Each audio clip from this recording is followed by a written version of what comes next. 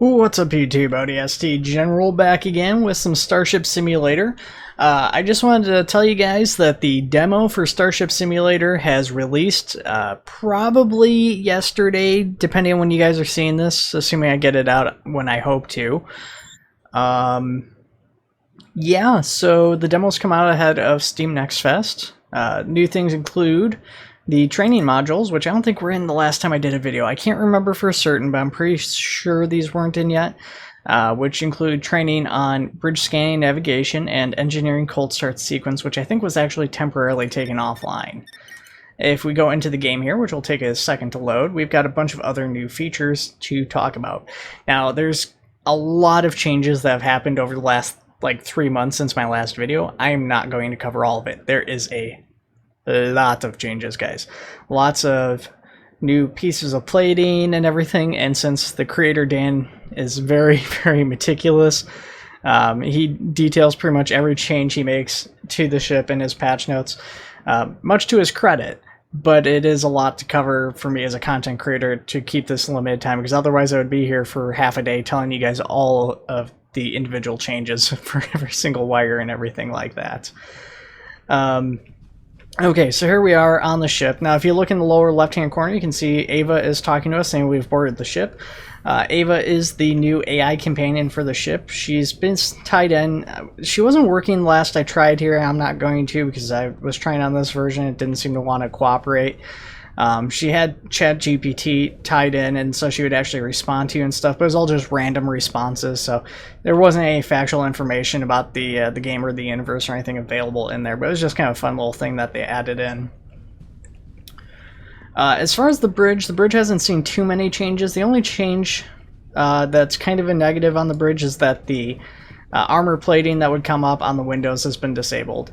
However, a very positive change, probably one of the things I'm most excited for in terms of changes, is actually kind of a small thing, but a massively useful thing. If you guys come over here to the sensors and you throw in this, right now we're near the center of the galaxy, and unfortunately, well, fortunately and unfortunately, the center of the galaxy has a lot of stars, a lot of them, and it overwhelms the sensors. The sensors will only show, I think, the top 50 results. It might be top 100. I can't remember, but it only shows a fraction of these stars you see around us. All these stars around the edge of this orrery, we're not seeing those on the list. And if you're looking for something like a black hole or an O-class, A-class star, whatever, you kind of got to get a little bit lucky. Now, we do have an A-class star very close to our coordinates. However, you know, maybe you're not seeing the star you want to find. Or maybe you want a different A-class than that one for some reason. Maybe you scan that one and you're looking through the list and you don't see that, or you see that one, you just don't want to go to it. It doesn't have what you're looking for. We can now go down here and filter out by the results, and now you can just see A-class stars within 50 kilometers. And because there's now not hundreds upon hundreds of stars, you can now see every A-class in the area. We can check for black holes. Unfortunately, there's no black holes or O-class stars at our current location, so just the A-class stars. And we're going to stay parked here. We're going to swing around to the back part of the bridge. The bridge has a distributor up here, so these distributors have been placed throughout the ship. Now, these were already in previously, but they've been expanded throughout the rest of the ship. There's still a lot of them that probably need to be added to the extended parts of the ship that haven't really been touched yet, but now a lot of parts of the ship that were faking power, like the bridge, actually have real functional power tied into the reactor and the battery system and everything. So if we toggle off the bridge lighting, the bridge lights lose power.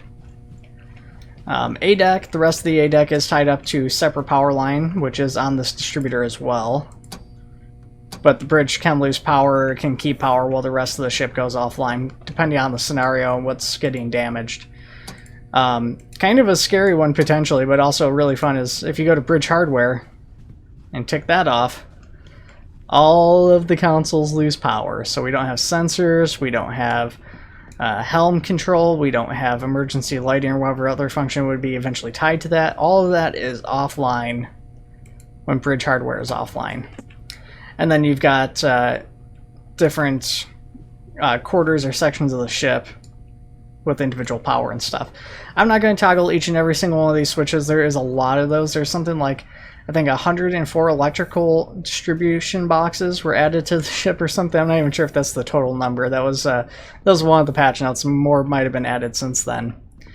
Now, you guys have seen the updated lounge if you watched my last video. I don't think the elevator was in when I did the last video. It may have been. That's just a really basic version of the elevator. It just automatically goes up and down. It doesn't have a functional control panel quite yet. But just a neat little thing that's in there. Coming here to the back window, we have a gas giant. Just some random gas giant that we've pulled up to. Now, planetary rings have been added in. These planetary rings have a 75% chance of being found on gas giants currently, and a 1% chance of being found on different planetary bodies. There's different types of rings, and depending on the type of ring, they're going to have different thicknesses and sizes and stuff, and transparency, so some might be made out of ice versus, you know, stones and debris and other stuff that have gotten trapped in the planet's, you know, orbit. So it's kind of interesting, so you're going to get a lot of variety of rings. That's all procedurally generated. Planet shaders have also been updated to use the same shaders that Earth was using. And it looks significantly better with that too. It's kind of a subtle change, but it really did make a big difference. Then swinging back here to the side of the lounge.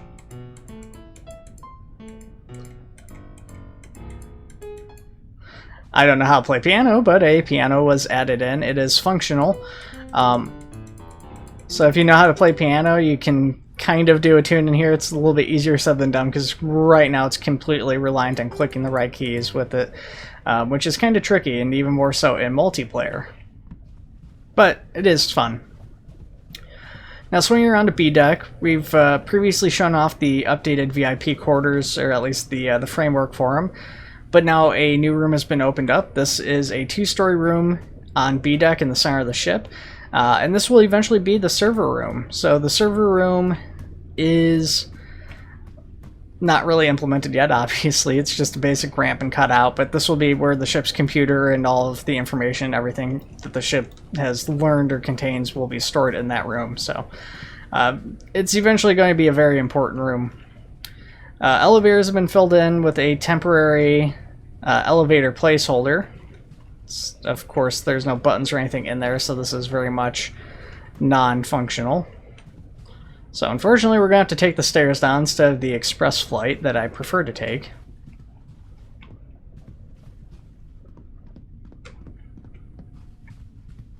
And while we're traveling down, the rings aren't the only planetary changes made. Black holes are now volumetric too, which is really awesome, and there's going to be other volumetric stuff added eventually. But now that we're down on the engineering floor, there's been a bunch of changes down here. Again, there's distributor boxes all around engineering and stuff that weren't here and on the other floors too. The flooring and wall panels throughout engineering have been upgraded and adapted to be a little bit more, I guess industrial would be a better way of saying it, because you got kind of the rubber floor mats and everything. Coming back here to the battery room, all the batteries are hooked up and functional. They're not physically here yet still, but if you actually were to take the ship's reactor power offline, the batteries would be what's keeping the ship online. So these batteries will actually function. They'll keep the ship online. They do build up and lose charge depending on what's going on with the reactor and how they're putting out power and stuff like that. So batteries are functional, even if not physically there. And then swinging back into the reactor room,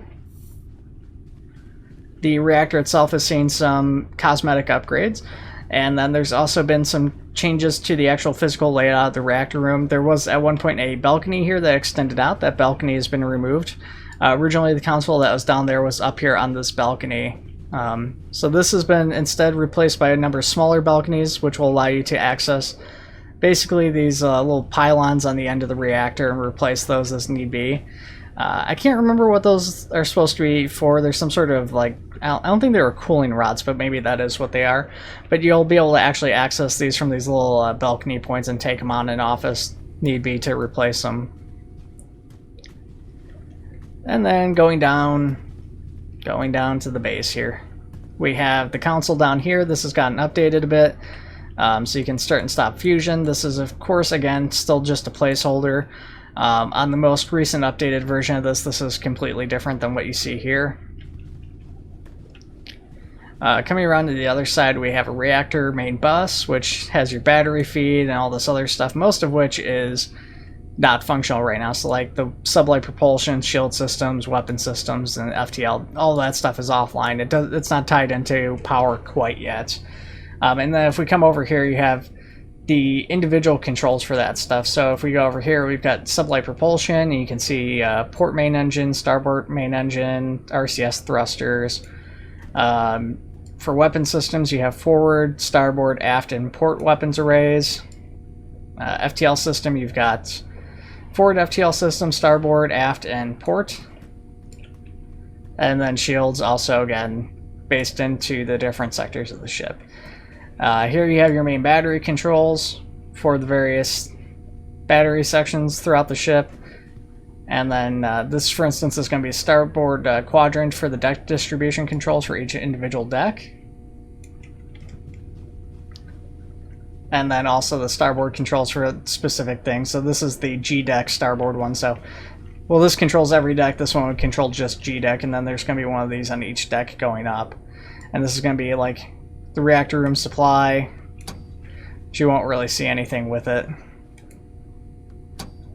But if we were to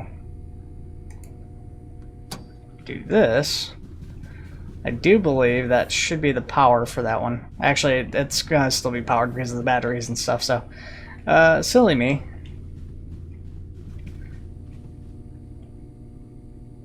I'll hook that back up. Anyways, I think that's everything. Is there anything I'm missing?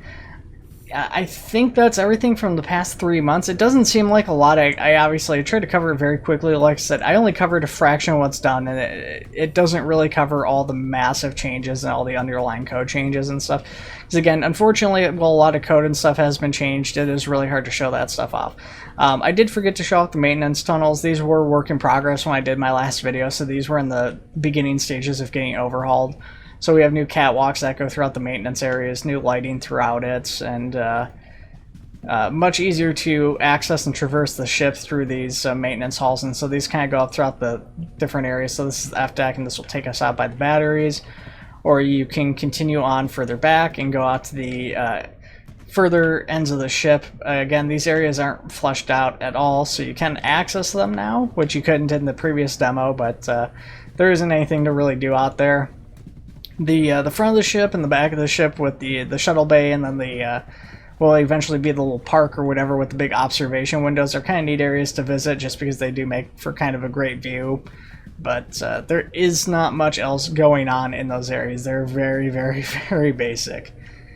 I think that's gonna be everything, guys. Again, there's a lot of changes, and that's not encompassing all of the changes since the last demo, just since my last video. So if you're looking at since the last demo, there's going to be a lot more changes that were done. And of course, guys, if you want to see more Starship Simulator, I do plan to continue coverage for this as the demo continues and beyond that point. I am very excited for this title to come out, and if you guys don't want to see it on my channel, I unfortunately have bad news for you, because there's definitely going to be more of this title coming in the future. If you guys want to know anything in particular about Starship Simulator, you have any questions about the project or anything, I am, of course, happy to answer anything to the best of my abilities. Obviously, this isn't a project I'm making, but I am very much a fan of it, and I will answer any questions to the best of my abilities. So, thank you guys all for watching. Take it easy. I'll see you all in the next one.